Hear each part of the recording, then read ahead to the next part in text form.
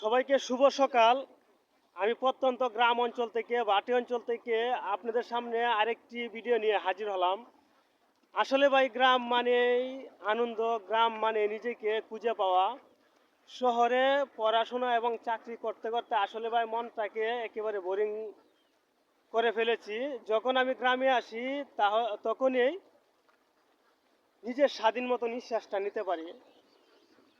দেখেন, আপনারা চাকরি করেন আর পড়াশোনা করেন, যাই করেন, পাশাপাশি একটু ঘোরাঘুরি করার প্রয়োজন রয়েছে। আপনি যদি না ঘুরেন তাহলে দেখবেন কাজের মধ্যে কিন্তু মন বসে না। আল্লাহর সৃষ্টি পৃথিবীটা ঘুরে দেখার দরকার রয়েছে। এক একটা জেলায় এক একটা বিভাগে এক একটা দর্শনীয় স্থান রয়েছে।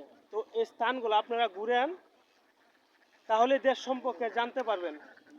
তো দেখেন, এই যে আমাদের কিশোরগঞ্জ রয়েছে আপনার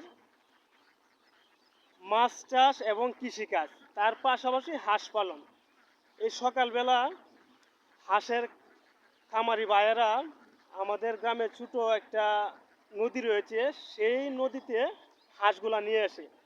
আর হাঁসের এই সুন্দর শব্দ দ্রবণীতে মনটাকে আকৃষ্ট করে নেওয়া যায়। যখন পুষ মাস থাকে আমাদের গ্রামে, তখন কিন্তু কুয়াশা আদাচ্ছন্ন আমাদের এই গ্রাম থাকে। তো এখন কুয়াশা ভেদ করে মিষ্টি একটা রোদ উঠেছে, এটা কিন্তু আমাদের ভিটামিন সি উপকার হয়।